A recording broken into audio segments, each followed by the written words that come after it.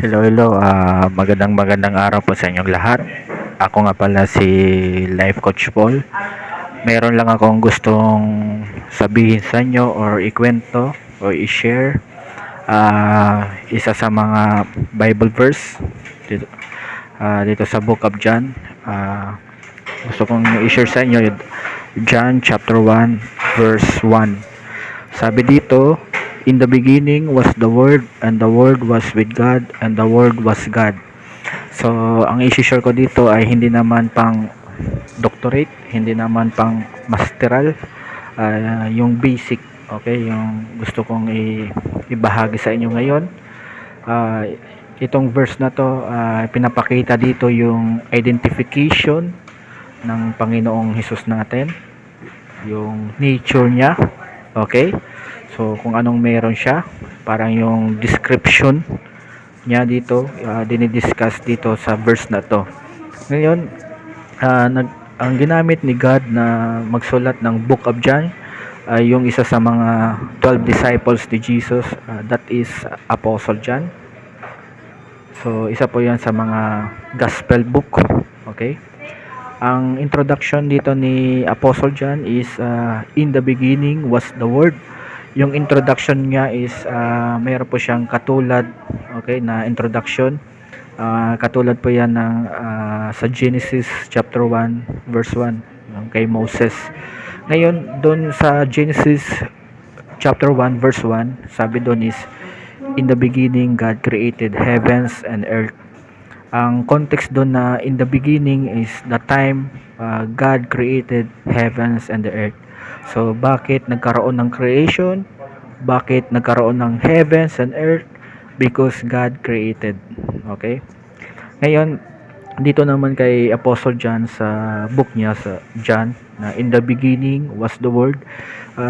Itong time na to is before creation. Okay? Before na magkaroon ng heavens and earth, yung dinidiscuss sa atin dito is in the beginning was the Word. So before magkaroon ng creation, the Word is already existed. Okay? Ngayon, sino ba tong word na to? Itong word na to is pino-point out dito is the second person of Holy Trinity. Okay? That is our Lord Jesus and our Savior. So bakit natin nasabi na yung word na yun is the Lord Jesus?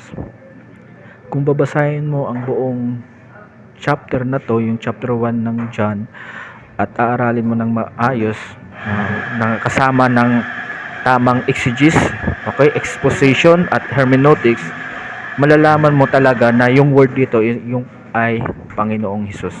Okay? Ngayon, gusto i-inform sa atin ni Apostle John na yung Panginoon Hesus, okay, yung nature niya before creations, okay, and before heavens and earth created, He's already existed. The Lord Jesus is already existed in eternity past. Buhay na po siya. Yun isa sa mga description niya. So, makikita natin dito, in the beginning was the Word. So, wala siyang simula. Hindi po created being ang Panginoong Hesus. Pangalawang information or description na binigay sa atin ni Apostle John is, and the Word was with God. So, kasama ni Lord Jesus ang Diyos. Okay? Kailan sila magkasama?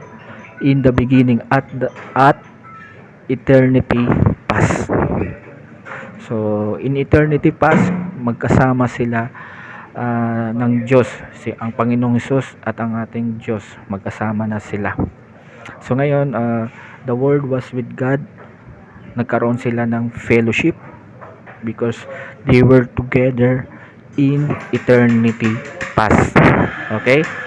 And the third description, and the Word was God.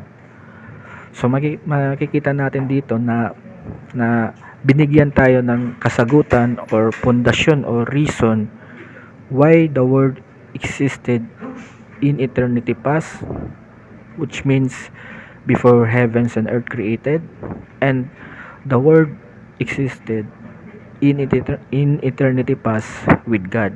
Why? Why he is able to do that? Simple. The answer is the Word was God. So, dito pinoint out dito ni Apostle John yung nature and essence of our Lord Jesus. The Lord Jesus is God, share same nature and essence with God the Father.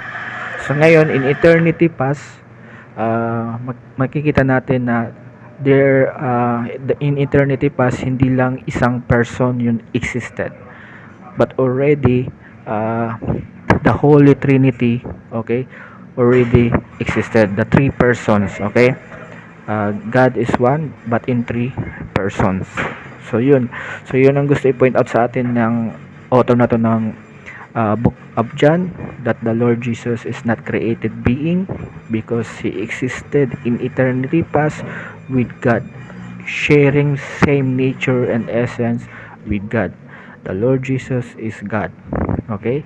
So ngayon yun ang turo sa atin ng Bible. So hopefully maging application din natin yan sa pagkilala natin sa Panginoong Hesus.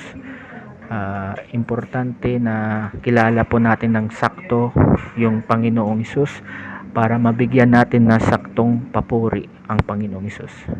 So yun lang. God bless. Be a blessing. Believe in Jesus. Bye bye.